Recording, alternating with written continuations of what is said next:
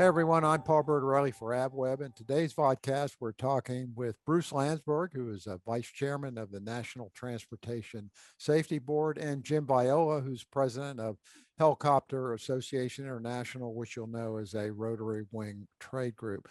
Today's topic is the aftermath of what the NTSB calls the Calabasas, California crash, and what the general public knows as the Kobe Bryant crash.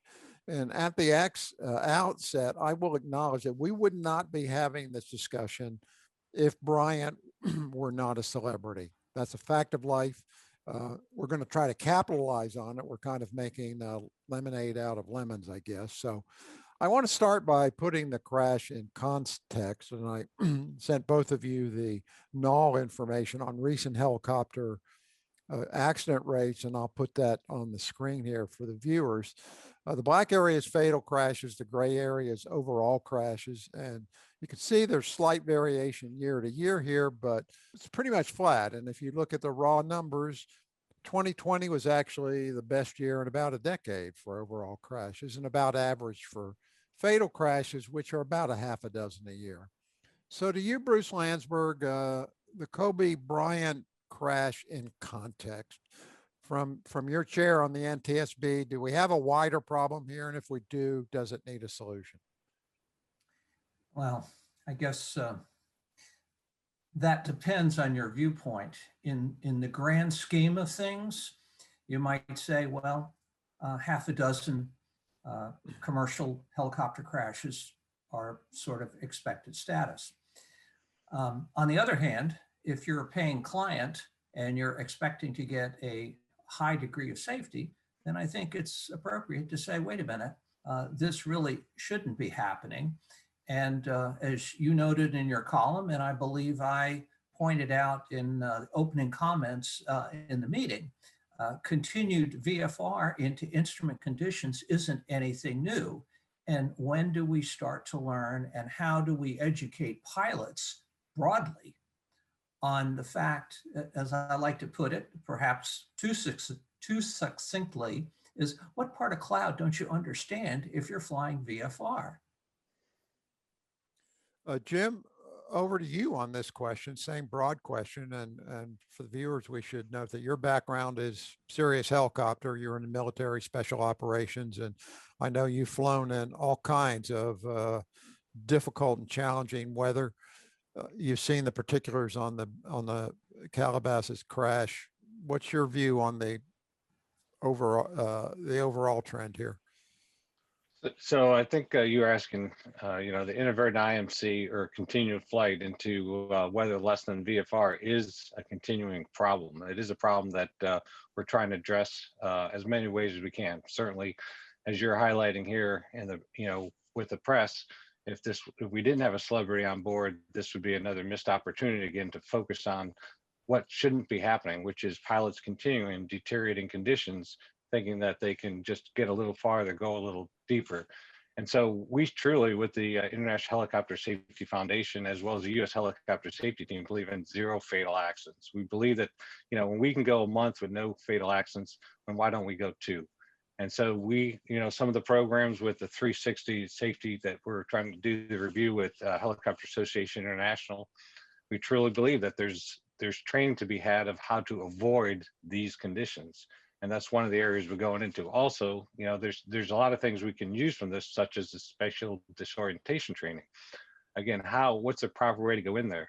In this case, it's just, a sad case because the pilot, being in his position, in a position of training, and myself as a instrument flight instructor, it's interesting when you have capabilities on board that you can use, but you choose to think that you as a human can go without them, such as an autopilot or something as simple as that. So I think, yes, inadvertent IMC is a issue. It is something that we're tackling with the safety working group inside of HAI with training, again, for that pilot, because all those actions that you mentioned, we're still in the 80 to 90% are all human issues, not the aircraft issue. And this is a question for both of you. And I'll ask you first, Bruce. Why aren't we not getting this communicated to people? As you said, how hard is it to understand cloud? and especially for a helicopter pilot, because helicopter pilots really understand they have a different dynamic going on, and they won't have the tolerance and the latitude that a fixed wing pilot will surviving an IMC. Why are we not getting to them? So I think that's a really good question, Paul, and it gets into this whole business of human factors and so on. And one thing that I've learned since coming to the NTSB is that it's about both the organization's attitude and the individual's attitude. And we encapsulate that in something known as SMS, or safety management systems. And what happens is, I think you get both organizational complacency and individual pilot complacency, because we operate day in, day out, year in, year out, without having a problem. And we get very comfortable with that. And I think you have to inculcate the mindset, both for pilots and for organizations, that the next flight is the most critical. It's not the fact that you've been flying for 10 years, or in the case of this pilot, over 8,000 hours, and you never had a problem before. And the other point is that conditions that look similar to what you've seen before, I've seen this many, many times, may not be different. So I think it has to come to a mindset, and I know Jim and I have talked about this many times, about how do you get through to people and to organizations to start saying, hey, most likely things aren't going to go wrong, but if you've heard of Murphy's Law, you better think about it, because this flight may be different. The other thing that I think is interesting is that the people who are most successful and the operations that are most successful take most of the decision-making out of the cockpit. So when you get to a place like this pilot was faced, there was no decision to be made. The decision had already been made. When I start losing ground contact, it's time to turn around or land. And we talked about that in the meeting. So Jim, your thoughts? Yeah, well, I'll roll right in on the decision making there and taking it out of the cockpit. That's for someone to say no is the hardest thing to do. And so you want to take it away from the pilot. That some of the stuff that they've done with the rulemaking with the HEMS in the last few years is to try to make sure that, the pilot doesn't have that self-induced pressure and some of that was talked about at the board hearing as well, and how the organization can step in. And even though the pilot wants to go, I know as a commander, heck, I was in the 160 with special operators. They always wanted to go. And my job was to say, thank you very much. I appreciate it, but no, we're not doing that. And here's why. And we talk about the risk. And so the risk part of that and risk ID, I think there's some things that we've tried to do here and are continuing to do over the last few years. One example would be the new airman certification standard with the FAA, where you get into that risk identification. And again, like I said, as a flight instructor, when I started using the new techniques, and I would show up with a more senior pilot and I say, okay, we're going on this flight today. We're going to do your flight review. What's the most the highest risk we're going to encounter today? And even to the point where they're like, well, what do you mean by that? So there's a lot of education, and it may be still some of the more senior or experienced people that don't understand that you need to put them in the bag and have an out. The other thing that came up in that hearing was this pilot didn't have an out or an additional plan. Certainly that's where we push the land and live program, where there is a possibility to go as far as you can, and then realize that I don't have the visibility, land on the side of the road, call for an Uber these days, and get a limousine to go the last little route, but have a plan with that. The other thing that's coming out on this action is the whole thing about helicopters and special VFR, and you started this with helicopters. And Bruce, I was thinking about cutting Bruce off early, because we've said you really can't say helicopters, because helicopters in the rotorcraft community is essentially a tool for so many different missions, at least 70, from string and wire to moving Christmas trees. So when you get into the mission set here of VIP transport or passenger transport, then you can get into different ways of trying to make that as absolutely safe as possible without just having these additional constraints on the whole rotorcraft community. During the hearing, and I'll show the actual form, the discussion centered around the flight risk assessment tool. It's basically a form to fill out to identify potential risks. Jim, does the so-called FRAT have real value? So it absolutely does. It's something that, again, I think as Bruce mentioned at the organizational level, you need to make sure that what is the things as you as the whoever's the operational charge, like myself as a commander, make sure that the decisions are made at the proper level. I think what they decided with this, and Bruce can correct me wrong, is that the decisions were still being made at too low a level. I commanded 3 companies in the Army, and my last, the last one when I was a battalion commander, we had an accident, and we went through that whole risk, elevating it to, and it actually elevated to my level to where I actually was involved as a leader, and gave him additional constraints to ensure that he was safe, which was, if you have this type of weather, come back IFR.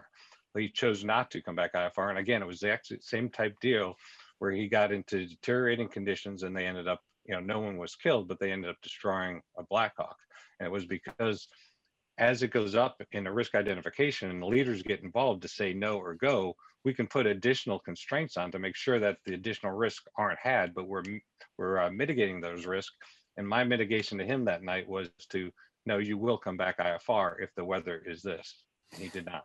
There's another point here that we discussed at the board meeting, and that is for these kind of helicopter operations, and as Jim knows, it covers soup to nuts. So what works for one operation is absolutely not going to work for another. But when you're talking about passenger transport in areas where there is likely to be instrument meteorological conditions, why wouldn't an operator get an IFR certification? This helicopter was absolutely capable of doing that.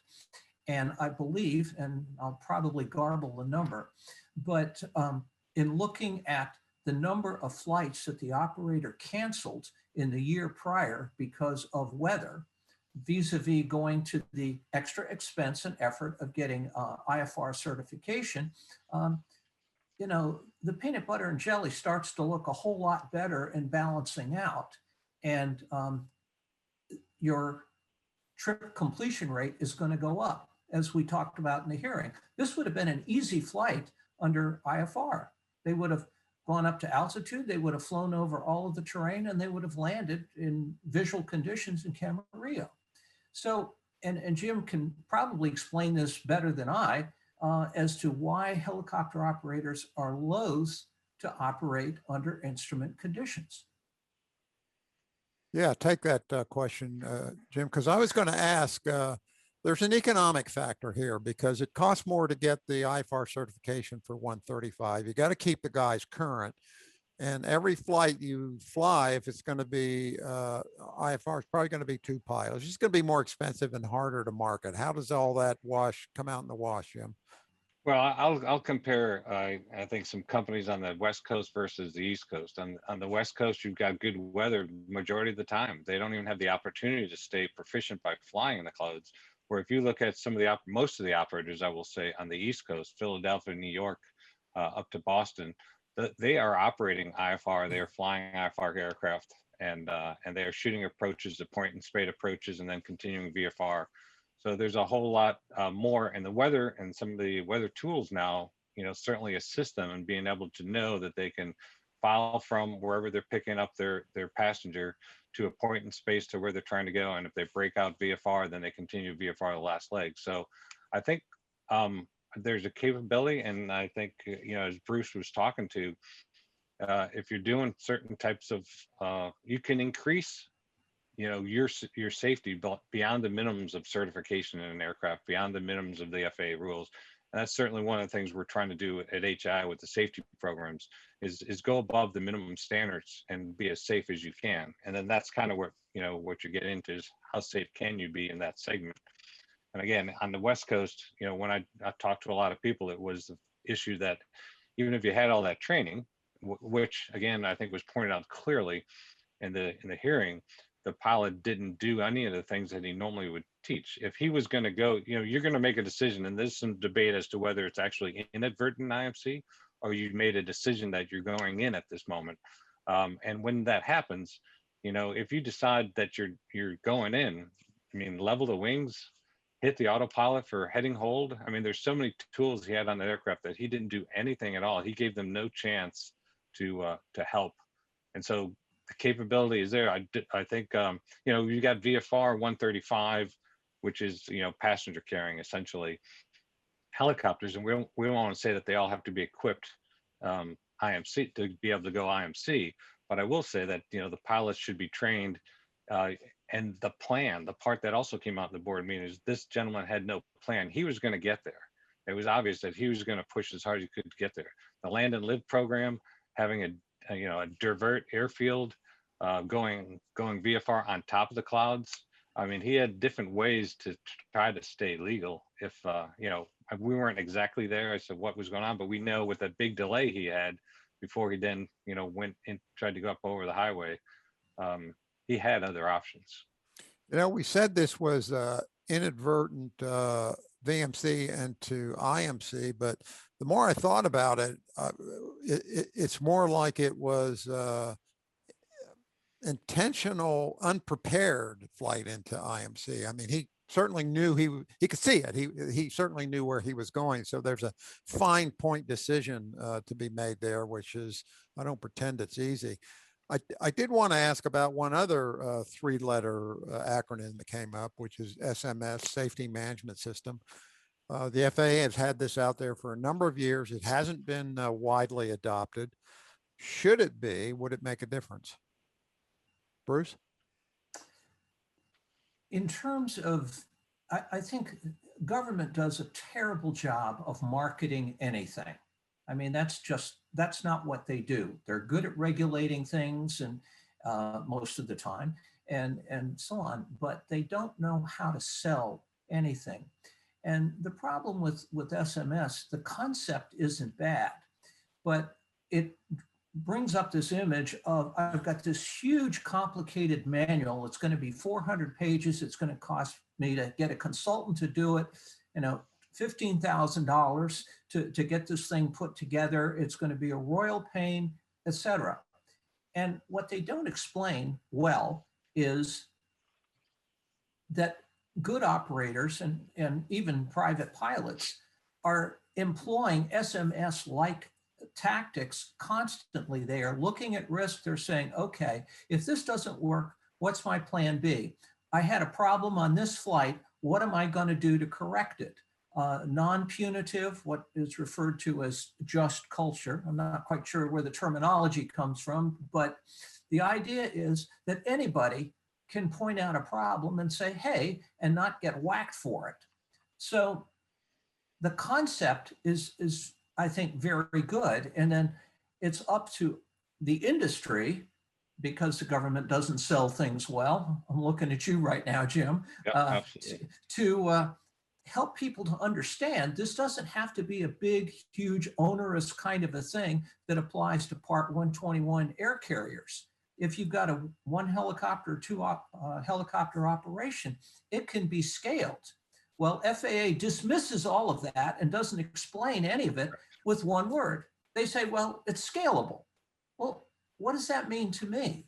So I think we've got an opportunity here and an obligation to do a much better job of explaining what this is and to give examples of simple, basic SMS that will provide the kind of protections that we know that it can. And Jim, you've got the SMS on your 360 list, right? That's part of that. Right. Absolutely. Yeah. So, I mean, when you talk about, as Bruce was saying, it could be as simple as, you have a safety policy and sounds like my hearing went out. Did it? No, you're good. Okay, good. A safety policy, the risk, assurance, and promotion are the four legs of that thing. And I think having an example, as you mentioned, Bruce, is something that we can, we're trying to do. That you can have it for a single pilot, single aircraft. It does. The thing is, when they look at the complexities of what the regulators are asking for in order to be one, it's so much more than they might need. So while they say scalable, we're working to make sure that it actually is scalable, and it's something that anybody can use. If you're running a business, you want to make sure that you're trying to be as efficient as possible. One of the things that we're promoting with that, or in favor of, is the flight data monitoring. And that's one way to have the 360 to come back around and see, are my pilots operating as they have been trained? Are they doing what I think they're doing when they're out there with my aircraft? Speaking of flight data monitoring, and we'll explain what that is. It's basically it's data collection in the cockpit. It's CVR. It's flight data recording of the sort that airliners had, but it includes a routine review, a standardized kind of review to look for outliers. The idea being that you find, identify, and arrest problems before they cause an accident. Jim, what's the receptivity for that in the industry? Well, that's where we're still trying to figure out how, depending on the mission set, is depending on who needs them, who would benefit the most, I'll say. And the offshore guys have been using that type of stuff. I think HEMS has been using some of it. I think some of the things that have come up in the board has been that while it was regulated that they have to have some of the capability on board, we need to make sure now they actually have a way of downloading the data, using the data, interpreting the data. So we're still developing ways to assist industry with that second part of de-identifying the data, making sure we can share the information so everyone can benefit from it. So I've got some work to do in that area as far as industry accepting that. Bruce, do we need hard regulation in that area, do you think? I think that one of our former presidents said it very eloquently. He said, trust but verify. And the reason that the airlines have such a good safety record, generally speaking, is because the pilots know they're being watched. And people behave differently when they are in fact being monitored. We all know when we're going to take a check ride, or whether we're getting a flight review, or there's an inspector on board, we do things differently than when we are flying on our own. And if you have the ability, again, to do it at a non-punitive basis, so non-stabilized approaches, if you will, or somebody cutting a corner a little bit, you need to bring that to the pilot's attention and say, hey, this, maybe you didn't intend to do it this way, but there's a reason why we have this set up. Let's not do that again. Most pilots get it and say, okay, I won't do that anymore. And you will have a few who may continue to push the envelope, but it does make a difference. I'll give you a very simple example. You put a cop on the side of the road with a radar gun and you'd be amazed at how people slow down. And the same thing applies to this. And with the airlines, they have a term, they call it FOQA, Flight Operation Quality Assurance, that basically is checking and looking for outliers. That's how you get better. You're catching mistakes or operational problems where, we see it in some of the departure procedures or something where the procedure is not well designed and people are consistently busting it. You wouldn't know that if you weren't looking at this kind of thing. So ignorance is most definitely not bliss. And we need to help people to understand this is a good thing to do. If we want to inch down that accident rate, and it's, I would describe it as not bad, but not really good either. Is it going to take Part 121 level standards, IFR flight plans, two engines, two pilots? Is that what it's going to take, or is there something in between? Well, see, that's where I say right now in the segment of the community that I was mentioning on the East Coast, they're doing some of that stuff because they understand they need to, based on the weather, based on the conditions, based on what they're doing. I really concerns me when people say helicopter versus a mission set, and I think in each mission set, and it is broken down. We still have a lot of accidents in the training world. I think one of the numbers I saw with the U.S. helicopter safety team might have been as high as 16%. I remember it's so hard to try to talk to Peggy Gilligan at the time with the FAA as to why we were having accidents with students, with instructors on board. So I think there's all parts of the industry that we need to look at, and the broad brush is not a good thing. It really isn't. Yeah, I don't think one size necessarily fits all. And it's sort of the propensity of government to look at everything as a nail when your only tool is a hammer. So I don't necessarily agree with that. Another area that I think would help us tremendously, though, is in the training area. And like Jim, I've spent a lot of time on the other side of the cockpit trying to teach people how to fly instruments in fixed wing aircraft.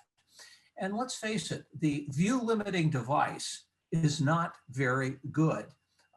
So not everybody can afford, or does it even make sense to go to a fully capable simulator. The problem we have there too is if the avionics is different from what you're flying, you can get negative learning, and you definitely don't get the same sensations that you would. And that was one of the key points that was brought out in this crash, was the pilot was going really fast and he pulled up pretty hard because he knew what the terrain was. And then if he turns his head at all or does anything, he's going to get some really strong illusions that may be hard to overcome. That's hard to do in a simulator. So if we can get some virtual reality kinds of things and helmet type mounted devices where you can eliminate the one peak is worth 1,000 cross checks, teaching them in the particular aircraft where it's safe to do so, I think we can help pilots to understand this is not something to be trifled with.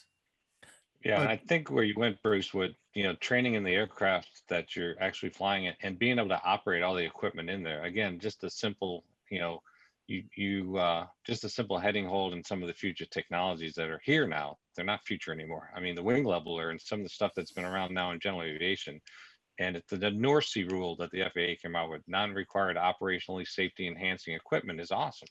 I mean, that's the stuff that just is now cost effective and reduces risk. Right. Jim, let's close out here real quick. You've already got at HAI some good informational programs on the website. If you could just run down a few of those so anybody who doesn't know about them can at least go look. Okay, well, you talked about the FRAT, that's the Flight and Maintenance Risk Assessment Tool. We also have the ASAP action programs, Aviation Safety Action Program. We've actually partnered with Air Charter Safety Foundation, and we're trying to get the helicopter community, rotorcraft community doing into the ASAP program, because that's part of a good SMS.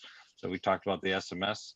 Of course, we got the Land and Live program, which is just simply make the decision, have that plan, and opt not to continue in deteriorating condition. We've got the HAI Aviation Reporting Program, otherwise known as HARP, and we also have maintenance malfunction information reporting. So there's quite a few on the web, and what we're trying to do is we just want to help collect the data. We want to be that de-identifier, and we want to just continue to increase the safety level and get the message out that there is no reason to have the fatal accidents out there today. There's technology can help and use it. Okay, well, I hope that a vodcast like this will point people in the right direction, and we will leave it at there. Thank you very much. Jim Viola of HAI and Bruce Landsberg of NTSB. Thank you very much. Thank you. Thanks. See ya.